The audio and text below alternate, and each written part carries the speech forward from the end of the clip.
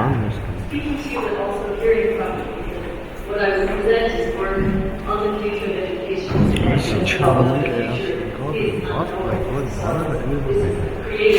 Hele kaynağı değil. When we think about the future of education, we Herkes often şarjı mı? trends in education. Enikam Trends lögün in education are pretty places to go. By then, models start throughout the lifespan, and increasingly, this has been increasing since the 1970s. It's expected to keep increasing until 2070 or more. When we look at, and I apologize if it's not big enough for you back there, there's not a lot of text in the slides, but there's only a text-heavy slide. When we look at what's happening across the world, we see consistent efforts in education, very clear trends around adapting a curricula, thinking about fostering 21st competencies, enhancing teacher training, and also attractiveness to the profession, bringing people in, thinking about assessment and how to improve assessment and learning outcomes, but other outcomes as well, well-being outcomes, and thinking about the new technology piece. How can we use it well? How can we actually think through how to use that in the future of education? But also for the last 20 years, there's very clear challenges which have remained and which are consistent across most countries. They include things like making systems more inclusive. That's a small little problem that nobody can solve. Compensating for inequality, forms of education to give those who are less well off better chances in life. And extending lifelong learning opportunities for all. So these are standard challenges that we've seen throughout. When we think about the future of education, we want to think about what these challenges will turn into and how they will evolve. And we also want to acknowledge that education is existing in a world that is also moving. So education is changing, and so is the world. And so in our work, what we do is we look at trends that are outside of education that might shape the future of education. So those include things, and this is actually a book series that we published, the most recent one is in January 2022. And we're looking at trends that are impact, uncertainty. Pandemics is a great example of something outside of education that might have an impact. Not very certain, and we actually know we remove the impact now. That was a theoretical one before it actually happened. Climate change, artificial intelligence, there's many, right? And so education is sitting in a world which is changing, and just as education is changing, we need to think about the potential of education to be shaped by these external things, as well as its potential to shape these things as well, as it's an interplay. And so what I'll do for the sort of first half of this talk is talk to you about some of our thoughts about potential trend shaping education and what that might mean for the future of education. And we're going to do it in a little bit of a fun way, because the future is unexpected. So surprise, there is going to be a pop quiz. This is a very low stakes quiz. I'm not expecting anybody to get it right. But here's a question for you. There's 4 things, there's 4 questions. So this question is about growth, so trends in growth. And the question is, there's been a steep decrease in extreme poverty over the last centuries, very long-term trend. In 1820, the share of people living in extreme poverty worldwide was 76%. By 2018, to which level had this share fallen? And your options are 25%, from 76 to 25, 20 to 15, and to 10. So who just showed hands? This is low stakes. Who would say 25%? Who would say 20%? Who would say 15%? And who are the optimists in the room who would say 10%? Well, the optimists actually 10%. So these are the data. So what we've got here is 1820 to 2018, and these are regions in the world. And you can actually see that they sort of stay the same across time. If you map it against population, which has exploded exponentially, and so the share of relative poverty has decreased because the population is so much more. So that's good news, right? Extreme poverty decreasing. But we also know the bad news, which is inequality is also increasing.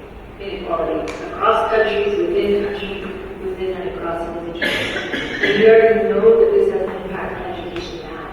If we play it out 5 years from now or 10 years from now, we can have a series of really serious questions around what impact could this have.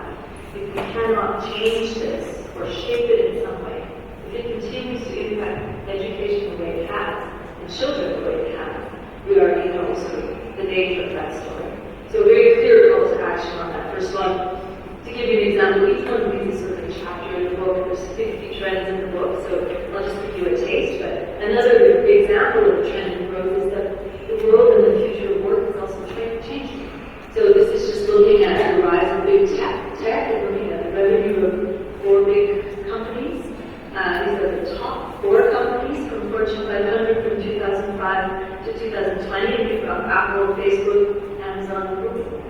They wouldn't have been those top 5 countries, or top 5 companies 25 years ago. If you compare them to the same time period, the big old winners, General Motors, Exxon, Ford, General Electric, you see either stasis or decline. Again, we know this impact on education now. We know that skills are different. We expect different things for our students. And we have to think about what the future might hold for their work, but also their lives. One thing is clear, we need to get better at understanding competency, the future of work, the rise of emerging technologies, which we don't have a very good handle on, education's role in shaping those technologies and how education can use it well, but also concrete things like how do we actually build a lifelong learning system that's going to work?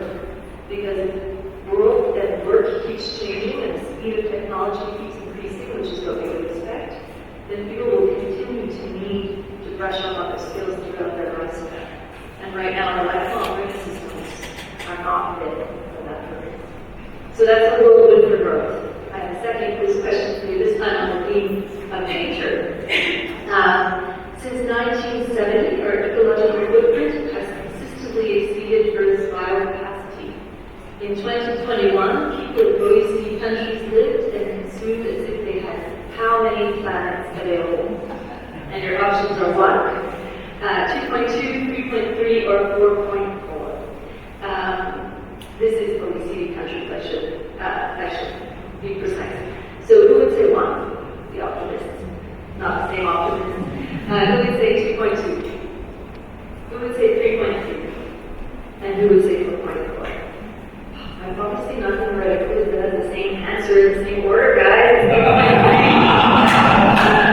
Come on! I actually had to change the order. But, okay, 3.3. So these are some data. This is showing since 1961 to 2021, various different footprints we have: forest, carbon, cropland, grazing land, built-up land, and the world's biocapacity, which is the dotted line there. As you can see, we surpassed it around 1971, and it has not increased, but our footprint has increased. And so there's real questions here about what does this mean for education, and there's some real questions about the content of education. How do we teach, not just about sustainability and understanding green skills and green climate sort of competencies, but questions about understanding trade-offs on local and global levels, understanding you might need to avoid short-term gain for longer-term gain. Things we're not very good at teaching, by the way, right now, but that conversation, and understanding also what that might mean for research and R&D. There's a whole set of topics that could be developed and built up, and is education, higher education, doing that to the extent it might need to. So those are some obvious ones. Then, of course, climate change continues to increase extreme weather events, and that has a whole series of questions in the next 5 to 10 years for not only what we study, but infrastructure. Schools, roads, transport to schools. What do we do if schools are cancelled for a very long time? What do we do if the internet is out and we switch to hybrid? So these are all potential questions that we don't know the answer to most of them. And so one of the things you'll notice is I ask the questions without supplying the answers. That's very deliberate. One, I don't have the answers to the future. But 2, because often the answers are very local. So what you decide in your system will be different than what somebody else decides. And there's certainly not one answer that I could give that would be satisfying and useful to all of you. So it's about conversation and about understanding and working together.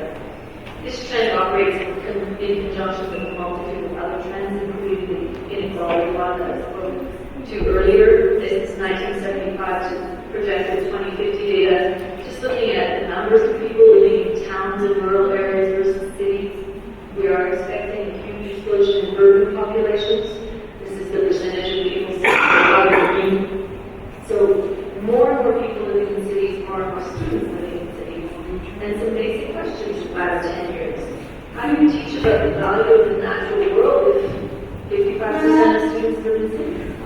How do you actually make those connections that get people out and benefits of healing and nature if you actually live very So these are some sort of philosophical questions, but also concrete questions about why we should care and why it might be important. Okay, moving on. Third quiz question is on identity, belonging, very personal, across globally, traditional mining institutions and powers decline on average. So, for example, fewer people identify religion as very important in their life. This is a global trend with a lot of variation. Between 1990 and 2020, which countries saw the biggest decline in reported religiosity? And you've got Canada, Estonia, Japan, Chile, who would say Canada, country? Who would say Estonia? Who would say Japan? And who would say Chile? These are the data. It's Canada. These are the data. This is by country. So you have a hard time seeing it. This is the OECD average, and you can basically see it's declining, but not across the board. There's exceptions to the trend, and it's also huge. Turkey, Colombia, and also Ireland still have very high rates of reported religiosity compared to Japan, for example, which is what 14% of the population say that religion is important to them, or very important to them. So massive differences, but an interesting question around where we have rising individualism and more choice, less attachment to traditional religion or traditional unions or other kind of organizing powers. How do you bring people together? What would it mean for school as a sort of community option in a world where there are fewer and fewer community places? And in particular, if you think about the fact that our schools are increasingly diverse, this is a proxy, this is just the Paralympics, looking at the number of athletes in a number of countries since 1960 when the Paralympics started. You can have these same graphs on migration, on gender diversity, on sexual expression, whatever you want to map it out. Our schools are becoming more diverse, and we know that. So we have this interesting tension or intersecting trends where people spend less time in traditional institutions and have more freedom to choose the path that they want to choose. So that begs questions for education around, well, how do you teach tolerance? How do we actually think about cooperation and collaboration in 5 years' time, 10 years' time? How do we actually think about what school might look like if it becomes increasingly privatized, for example, or personalized, so that people share less common experiences? These are serious questions, and we don't actually have very good answers to them. And again, there's not necessarily right or wrong. This is not a normative question, but it's a question about thinking through what would we like our education systems to look like, and what are potential impacts on those education systems. One extra trend in this one, just because I think it's cool, which is the internet. This is from 2005, the numbers of people on Facebook, YouTube, and then a host of other services. These are the number of accounts, not necessarily the number of people. And we just have this idea, which I think is really interesting, around the possibility of having multiple identities. You could have an avatar be whatever sex you want to be, or interest. You could have an avatar be whatever element of you want it to be. And in fact, you could have multiple identities online. And I think that, on the one hand, has some risks that we know and we think about for the future, but it also has a lot of power for self-expression and dreaming and building identities for adolescents. And so I think the power of the digital in the future is also something that might be really fun to think about when we think about the future of education. So last quiz question, this one on knowledge and power, this is special for the researchers in the group. There's a whole chapter on this actually, so you might be interested in reading, but this one is just about sort of the relationship between knowledge and power, particularly in the digital age. And the question is, the vast universe of knowledge is now freely available. Over the past 20 years, the number of pages in our wikis has grown from about 10,000 to which amount? over 20 years. So obviously a huge increase, and your options are 2 million, 20 million, 250 million, and 2 billion. Who would say 2 million? Who would say 20 million? Who would say 250 million? And who would say 2 billion? It's actually 250 million. These are the data from 2001 to 2021. And sort of interesting to just, our issue now, or our challenge now, is not how do we find the information, it's what we do with all this information. There's an abundance of information. So one of the key challenges now, increasingly for the future, is how can education teach students and teachers and everyone? How can they support people to actually know what to do with all this information?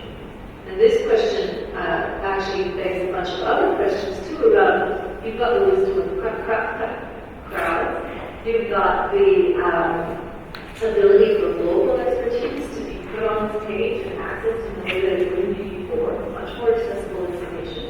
You've got the ability to have many different voices contributing to the same discussion. But you also have dangers around false information or not understanding disinformation, deliberately untrue information. And there's a lot of questions around how do we understand what truth is, and there's some experts in the room who work on this. How do we combine sources of knowledge? And what would that mean for understanding what teachers are teaching? Also teacher status, by the way. If you're a teacher and somebody can just find a better answer to you in 2 seconds on their phone, there's an issue around status and professionalism and respect, which we already see playing out in schools, and which is increasingly expected to have an impact. So that's one question. Another one in the knowledge and power category is revised artificial intelligence, again, a proxy for emerging technology.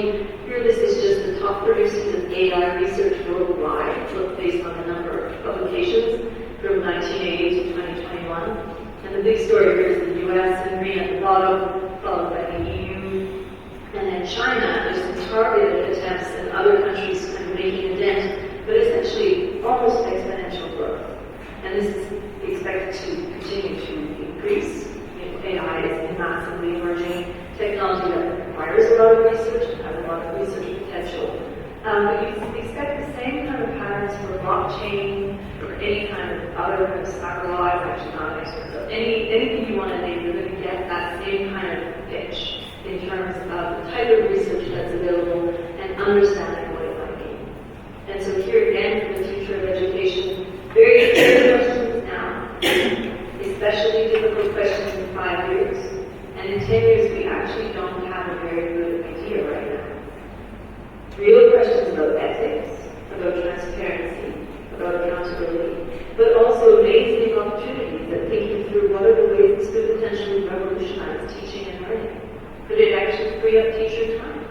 Make all those decisions about classroom management and kind of administrative details so teachers are teaching content. That's the potential of something like AI. Thus far, technology has not actually lived up to its potential, but that doesn't mean that it can. And I think there's some real questions about building a system that actually is fit for purpose, but also is fit for the purpose we want it to be and we want it to serve. And so one question that we ask in the book is, in a world that's increasingly data-driven, for example, anything you do, if you're doing it on the computer, there's a trace, right? There's data behind it. Mostly that data is owned not by schools and not by individuals at the moment. Maybe it will become owned by individuals, which is great. If it's going to remain owned by platforms, what does that mean for the power of large multinational platforms versus local decision makers like school leaders or schools or teachers? And what does that mean for understanding how and where you can make decisions? And how and where you want to make sure that your pedagogical intent, for example, is built into this particular algorithm? I think there's some serious questions there that we can continue to discuss for hours. And the last one, and this is deliberately about research, not just education research, but thinking about the future of research as an endeavor. This is the number of open peer-reviewed journals, so where reviewers are actually identifying themselves and deliberately saying, this is who I am, I'm on a transparent review process. These are the data from 2001 to 2019. mostly driven by medical and health sciences, which is the green, and natural sciences is blue. Humanities is that tiny little so maybe some room to improve there. Or not, I mean, it's a big question. You know, is it useful to have this kind of open review process? What would that mean, for example, a host of other things around quality control, around incentives to publish, around incentives to review neutrally more nicely or not? Deep questions here. And there's a number of other trends in this track there around sort of retraction rates in scientific journals, that science is self-correcting, and are we seeing more correction because things are changing? Very open questions, I think, that allow us to ask questions not just about the nature of knowledge, but the nature of knowledge as an intersects with power. And this is where I think the role of researchers, and including education researchers, is so crucial.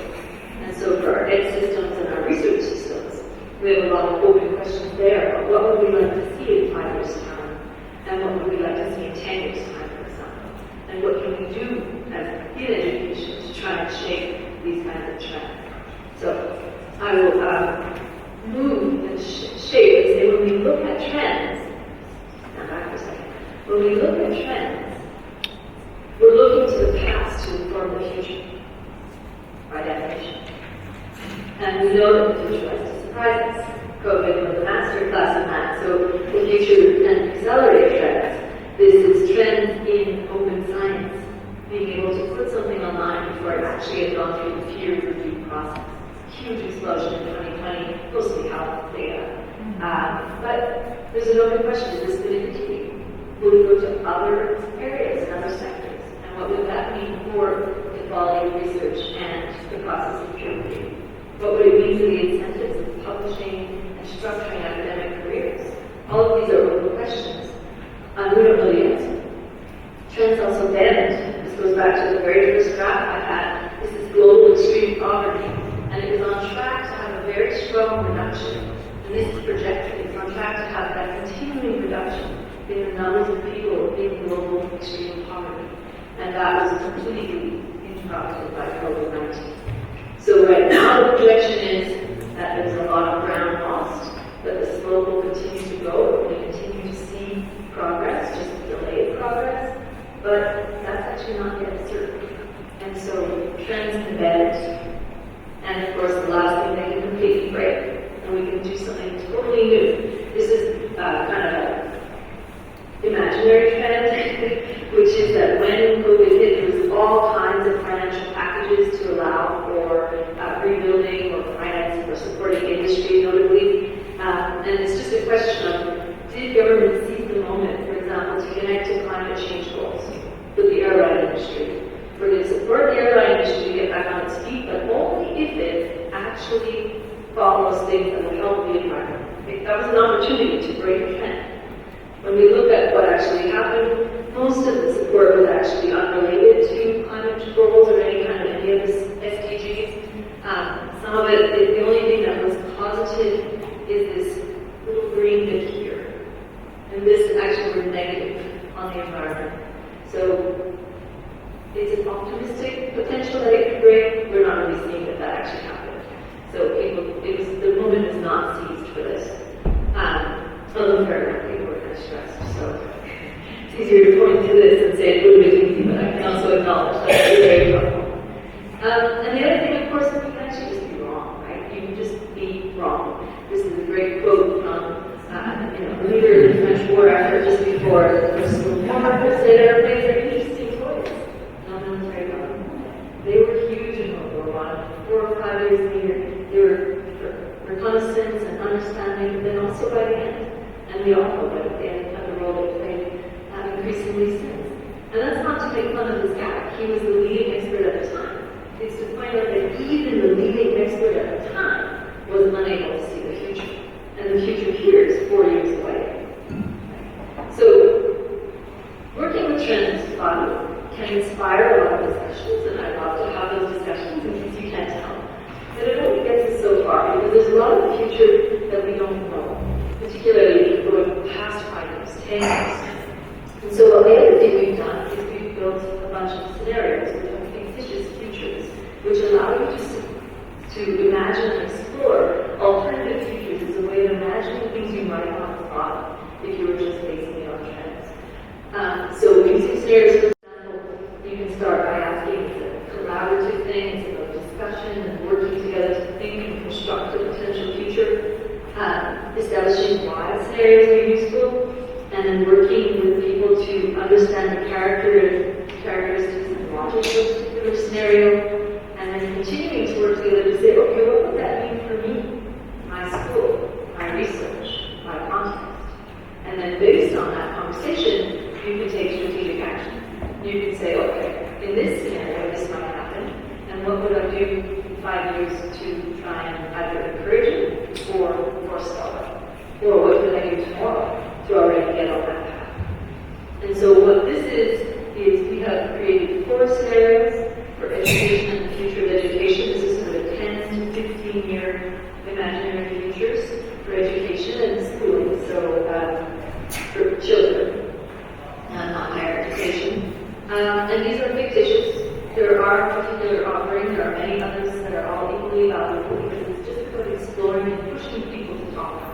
And what I'll do for the remainder of my time is just give you a sense of what each of these 4 are and some potential ramifications for the future of education. And again, the idea is that we're asking questions, and it would be something that you use as a tool to explore with your group of researchers or among school teachers or in the ministry. We presented to ministers, right down to parents groups and student groups. So it's a tool that can be used however people want to use it to inform the strategic thinking about the future of education. So a lightning overview of the 4 scenarios. The first one is schooling extended, which is kind of the status quo. Its participation in formal education continues to expand. More international collaboration and technology, more individualized learning, but the structures, physical buildings of schooling, and the processing, classrooms, teachers, etc., are still the same. And so all of the scenarios have 4 design principles. The goals and functions of education, its governance and geopolitics, the organization and structures, and the teaching workforce. And so just sort of very quickly, for this scenario, we still have educational monopolies. Schooling is still more or less the same. Schools are key actors in socialization, qualification, care, and credentialing. You do see more international collaboration and digital technologies, more personalized teaching and learning. And teachers are still kind of the same distinct teacher roles and workforce, although with new divisions of tasks and greater economies of scale. So for this scenario, a couple of optional questions might be something around innovation. So innovation requires movement, but large bureaucratic systems require a lot of consensus and communication. And it's very difficult in general for them to adapt and be agile unless it's to do emergency like COVID. So how could you build such a system to be more agile, to be more able to move and adapt? Another open question would be, what would the effects of massive digitalization of schools be in terms of the deployment and distribution of human resources? What would you actually do on teachers' professional judgment and accountability if marking is all being done by a program, for example? What would that actually mean on school leaders? Is there a role? What would that mean? What's exactly someone to the teaching profession if the role has been changed very substantially? Open questions, and there are no right answers, but there is potentially answers in individual contexts.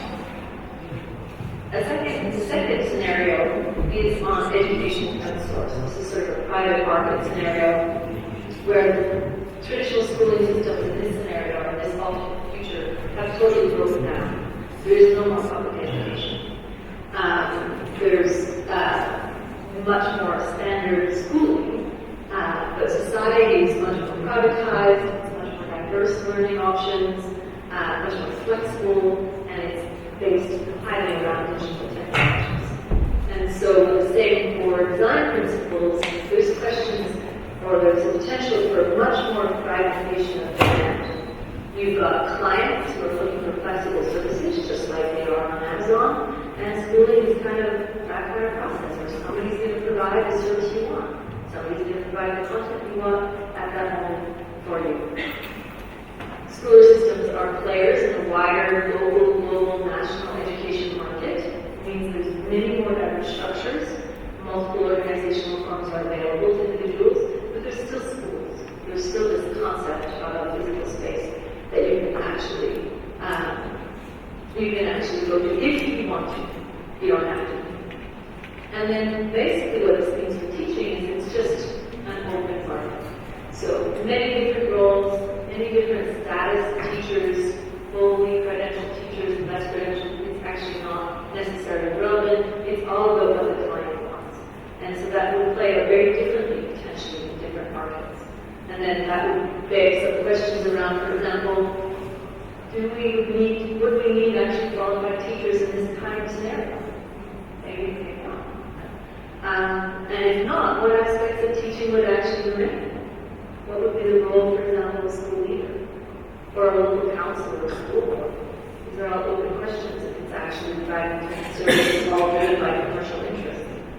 The second one is about equity and clients, in this case probably parents, but also students, drive the development of diverse educational products, and anything you might want selection, or they concentrate on the needs of their own children. And what you see is the kinds of products that they're interested in, and those who are most able to advocate and choose are the ones who get to select what is actually being developed. Questions about equity, obviously, questions about education is probably good, but also, a large strength in this to kind of find new solutions and build innovation. And so that's the second scenario. These are fictitious, obviously. And the future is likely to be some kind of hybrid, but the value lies in talking it through. The third one is many people's favorite, and you're not supposed to have a favorite scenario. They're all meant to be equally believable. But here, schools are still there. Schools are physically there, but diversity and experimentation have become the norm. The school walls are open, communities are brought in, there's ever-changing forms of learning, civic engagement, and social innovation. And what this means is that we've got a very strong focus on the local. A lot of local partnerships, self-organizing units, schools are hubs that organize multiple configurations of local and global resources. And as part of that, you've got much more flexible schooling arrangements. You can be in the school, you can be in a community center, you can be in a university. All walls become open. Much more personalization, much more community involvement. And teachers would be in this scenario, but they would be sort of orchestrating the input of many other adults. So you use the power of the community and the expertise in the community to provide input to your students. And what the teacher's doing is kind of orchestrating. Questions for this kind of scenario would be, well, autonomy and community involvement would be key here, but how can schools and teachers meet common system goals when their circumstances and capacity differ greatly, right? If everything's based on a local level, some local levels, you could be a very large city with a huge amount of capacity, or a very small town.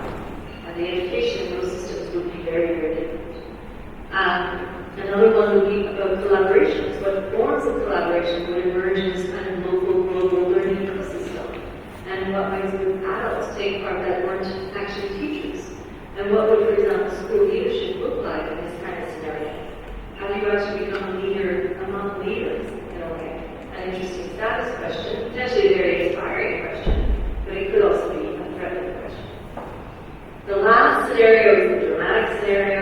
This is the sort of no schools, no schooling scenario, which is that education takes place everywhere at any time. Distinctions between formal and informal learning are no longer valid, and society turns itself entirely to the power of the machine. What this would mean is that the traditional roles and functions of schooling are overridden by technology, the dismantling of school as a social institution. So you're just using technology for your needs. You want to learn something, you find it on some kind of gadget, or in your home on a smart speaker. That's how you're learning. There's an open market of prosumers, professional consumers, but there is a central role for communities in practice to find like-minded learners, whether they're local, national, or global. And the teachers disappear. The teacher now becomes part of the internet or part of whatever the technology is. And what's basically the global governance of data and digital technologies becomes increasingly important.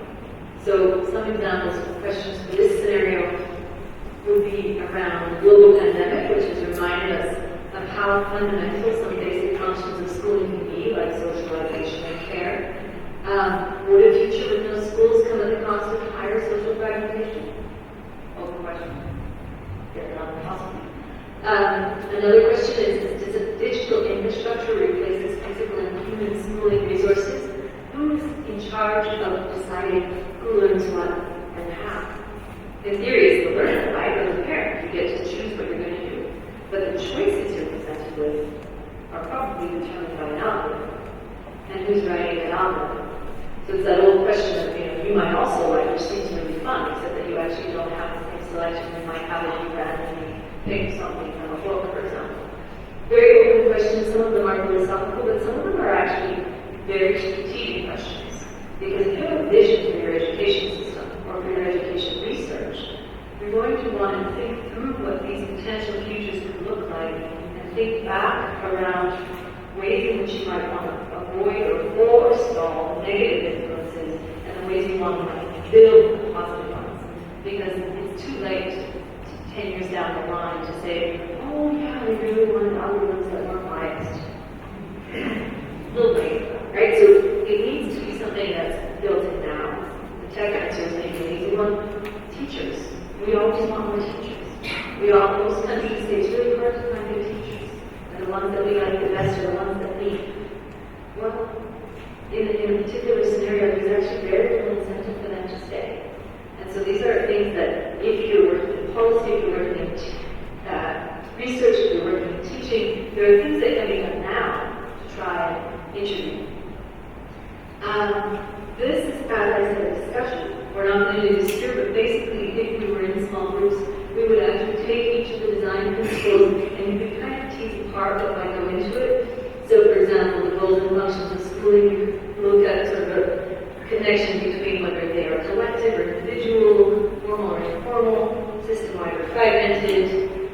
I won't go through all of them, but sort of these areas of schooling standardized or personalized, school-based, or actually dispersed. You can also have discrete conversations, and we've done that actually with, for example, teaching units on the future of teaching, for example. Like, is it based on professional standards or open access? Is it on-site or ubiquitous? Is it uniform or diverse? And you can play that all the way through for all of them. And then what you can do if you have a scenario is say, well, for scenario 1, it's going to be much more system-wide goals, whereas the private scenario 2, would be much more fragmented.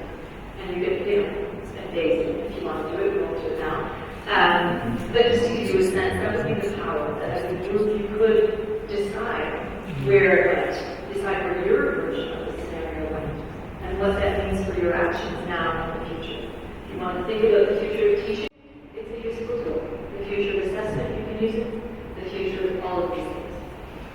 So I'll just take the last few minutes to go through one last thing, which is thinking through when we use these scenarios and trends. They're both tools. They're meant to be used to inspire, to create a reflection on the future of education, acknowledge that we don't actually know what the future brings, so we just need to prepare. Preparing for the future we want is lovely, but it means it leaves us unprepared for the future that we might end up with. So thinking those things through becomes really important. And we have to also acknowledge when we're working on this that there are just some inherent tensions to some of these discussions. The book itself names 7, but I'll just talk through 2. But that sort of, there's no real answer to these tensions because they just exist. So part of using these tools is to actually acknowledge that in your system, in your context, there might be implicit choices around those tensions that you may or may not be aware of, or that you may or may not want to change in the future. And so just 2 examples I'm going to give are one obvious one. They both, all of these questions have tons of implications for research, by the way. A lot of research questions packed into them.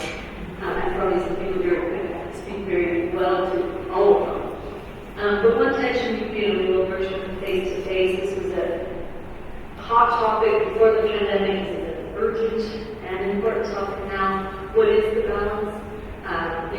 empowered virtual, empowering us to manage groups, enhancing weak ties, providing support, but the acknowledgement that some human beings are social beings, and learning face-to-face, learning in nature, learning with people is different.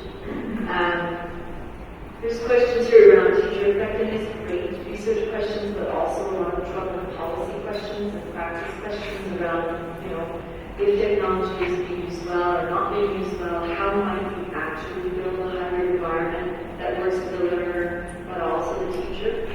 Thus far, there's very few examples of how that might work well if you've got one teacher tasked with doing all these things. And open questions also around, well, how do you actually keep building the kinds of skills that are needed given the speed of technological change. So I'll just give one example, which is, building digital skills is great. You can have a wonderful program and learn everything you need to know about a particular platform, and within 2 or 3 years it's going to be outdated, right?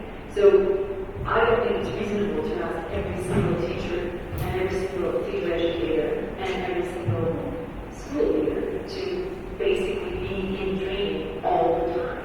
I mean, we're supposed to do that just for using our phones, and I'm useless that I can update it. So the point is just that sense of there is a kind of a very specific, very general, but very specific question about building capacity given the speed of technological change.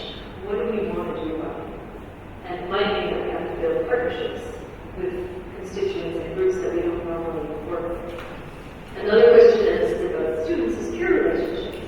Schooling is the place where students encounter and experience difference.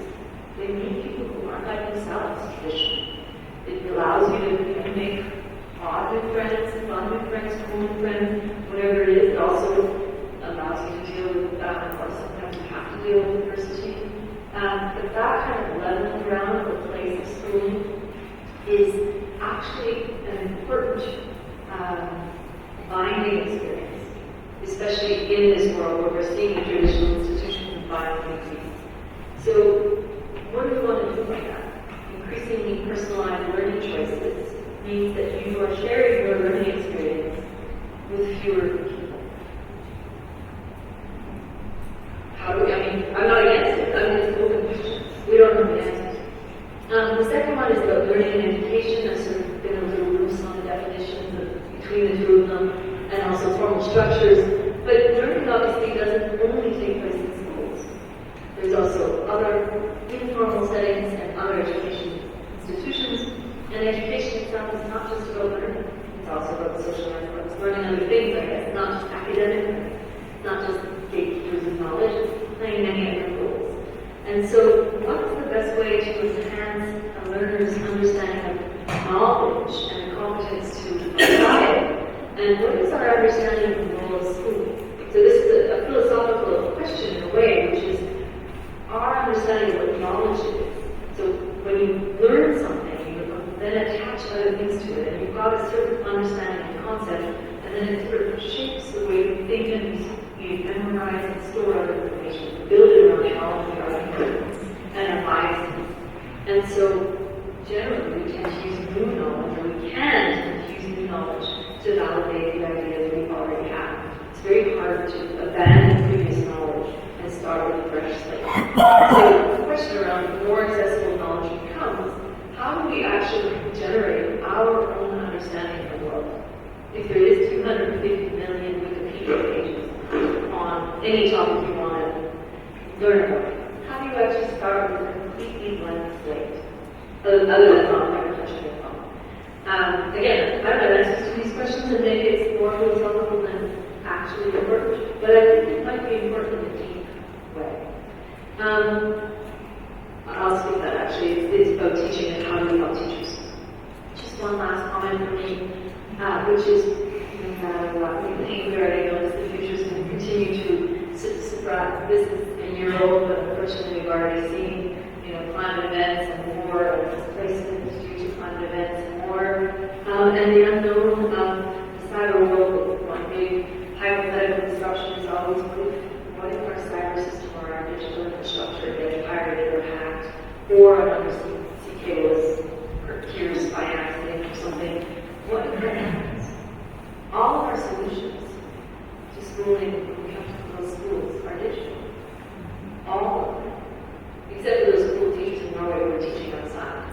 They're fine. But these are deep questions, right? We can't go around squaring these things all the time. But we have to think about the likelihood of this happening because they are increasingly expected to happen. And the only thing we don't know, or the only thing we know, is that we don't know what's going to happen next. So just a friendly reminder that it will surprise us, and I will stop there. Thank you very much.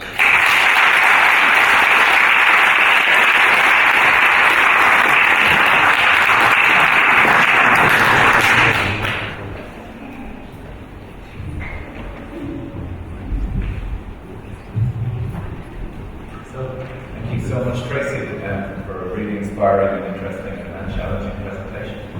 The floor is open for questions. Those of you who are around the edge, maybe you might use the microphone in front of you, and the rest of you, there's a roving mic. Yes. Thank you very much. We appreciate what you've actually presented today. I've got just a couple of questions which I'd like to ask you, okay? First of all, I'm really here the diversity that looks like. And in the context of what you were actually presenting, which is really of interest, there are other things as well which are competing. So, for example, the notion of the kind of push change word is CRT and the curriculum that looks like, and the inequality. So the question for me is, when we look at the future of teaching, what that looks like, where is the future of the voice of the marginalised voice? A marginalised voice in the context of perhaps Europe is less so than in the majority. And I just wondered where that actually figures within the work that we do. So I felt very kind of troubled that it's really coming from, it feels like it's coming from very a notion of whiteness and not really understanding the context of what it looks like for marginalised groups. So I want to know, within the work we do, where does that stand in a real sense? And that's what I want to hear from you. Yeah, so one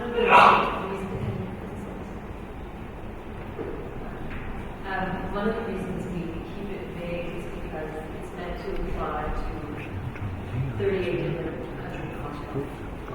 And our organization means different things in those contexts, and means different things in those contexts. What we would like to do is that people use it to ask hard discussions for the Japanese, whiteness, something very different than for Yerevan. But I do think that the conversations around voice and around allowing that voice to be heard and understanding how to teach that voice is a really important element in not just thinking through the kinds of trends that we see. I mean, there's a whole specific element around migration, what that might look like, and what are some of our aspects and how we're actually thinking that through. But there's also a whole element and discussion we have around, we're going to think around system design. What is the way in which we can already start questioning the biases which are baked into the way we frame the questions? What is the way that we can actually challenge them? And what is the way we can voice to people who have the experience that they need to challenge those? And there are a lot of troubling trends and troubling sort of large mechanisms in our system that systematically silence those voices or undermine the input of those voices. And so one of the things this work tries to do, it I think it will never be enough, obviously. It could put it on the table and it could challenge people to listen. But I think that there's something actually far more, well, it's not the moral, but it's just a very basic point about voice, which is that right now, in many policy circles and many research and teaching circles, student voice, parent voice, various different voices are very popular, right? It's easy to say. But the practice of what that means, how do you bring those voices in, how do you listen to those voices, and how do you hear what they're saying, is very underplayed and underdefined. And what I'm seeing when I look at it from my very privileged position is this sense that there isn't a plan. There isn't a plan.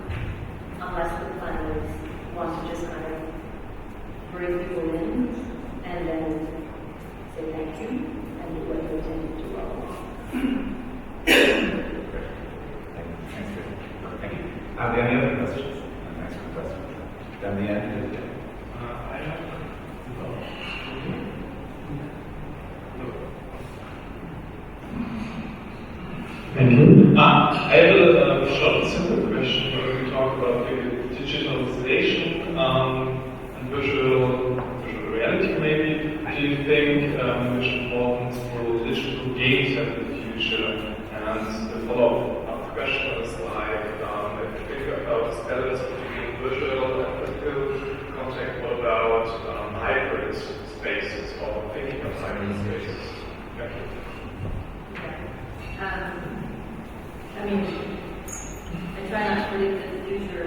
One, because also what I've heard is there's 65 and obviously very far from an expert on most of them. But there are some trends specifically on VR and AR and just thinking through what might that look like. And we already see a number of signals from the present in terms of the way that they're used for shopping and marketing and how that can be used in education to make sort of different experiences for the learner. I think that could go a number of different ways. I think there's a huge amount of potential possibility, but there's also a lot of risks associated with it, and I think it's not clear that we're able to take a very balanced perspective on that. One of the things that I think is really interesting is there's some interesting work in Switzerland actually being done in some of their cognitive science labs, looking at learners and what they're learning when they're high level and extensive video game players or action video games, and looking at the cognitive impact of that, it often tends to be rather beneficial, which sort of goes against the standard explanation of what happens when you game for a long time. So one of the things I think education actually could become much more aware of and much more active in the discussion, to be part of building these technologies and putting pedagogical expectations in them, rather than maybe just using what's being developed by public interest and other markets.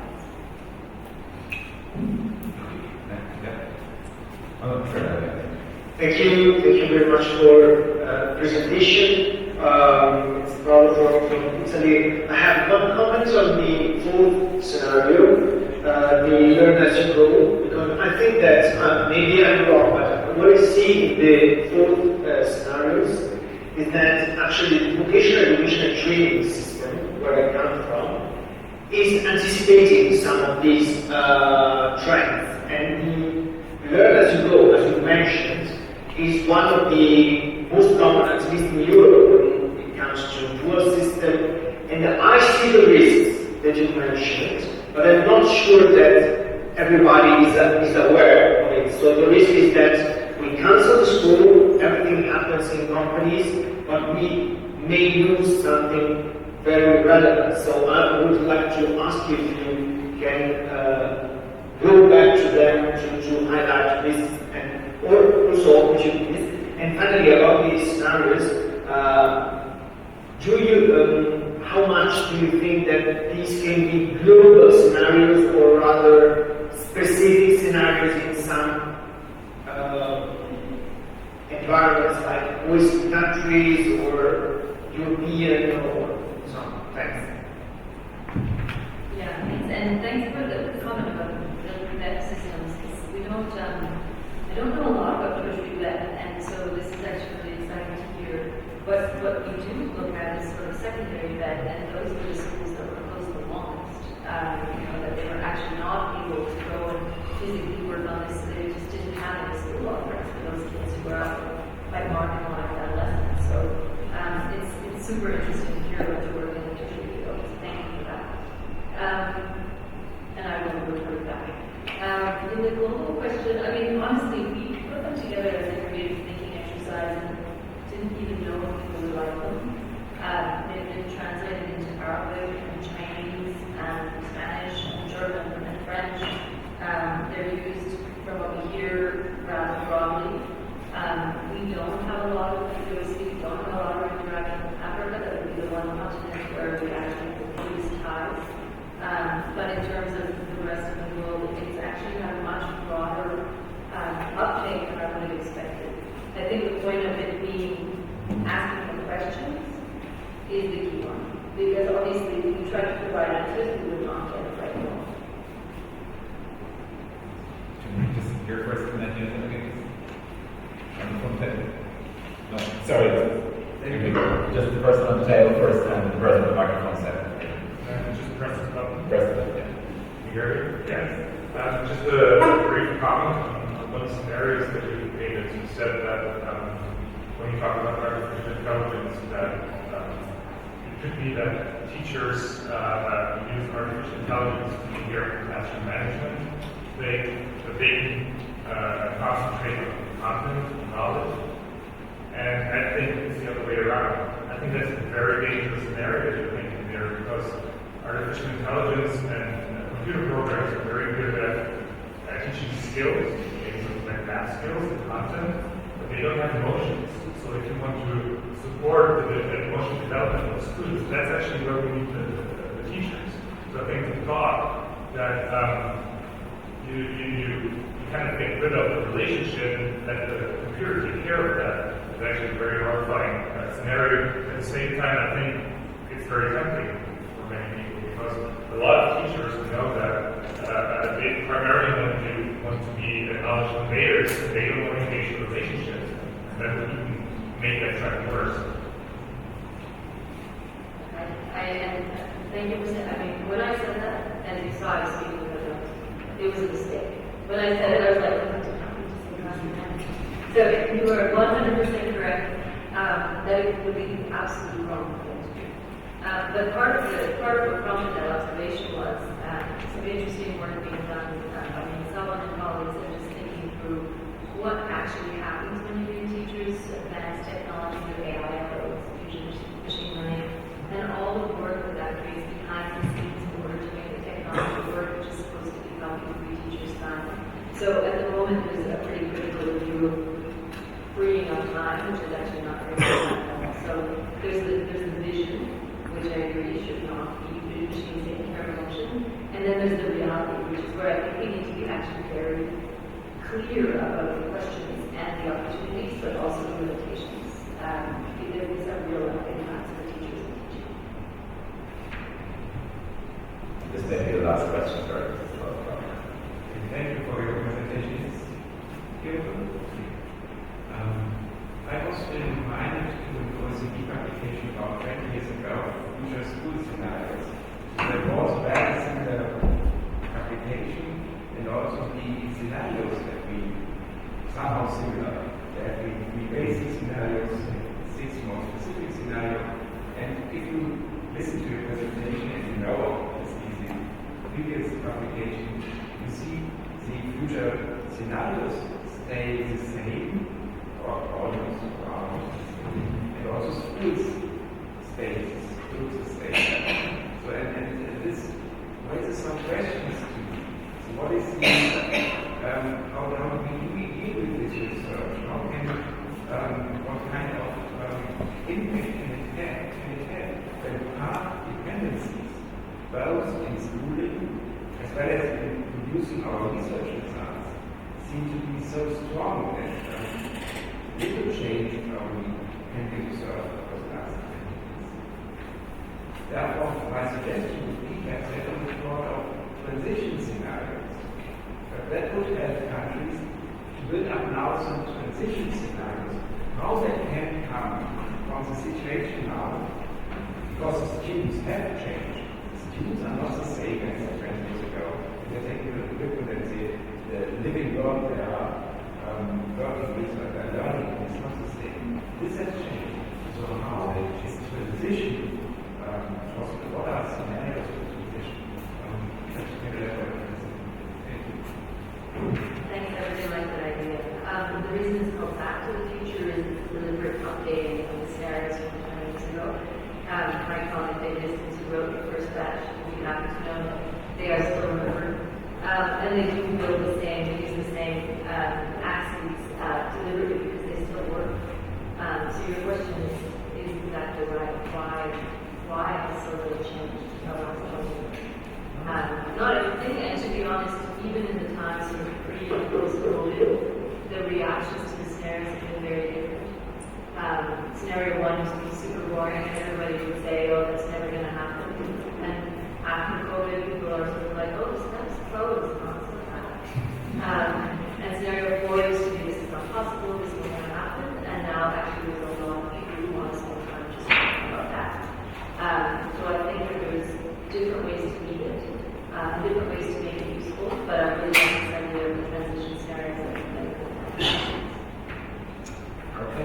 Unfortunately, we have to bring the conversation to a close. I'm sure we could go on for another hour. On behalf of all of you, I thank Tracey for her outstanding presentation. Fascinating, challenging, but exciting. She's got a huge amount out of it. I know everybody here did, so many thanks for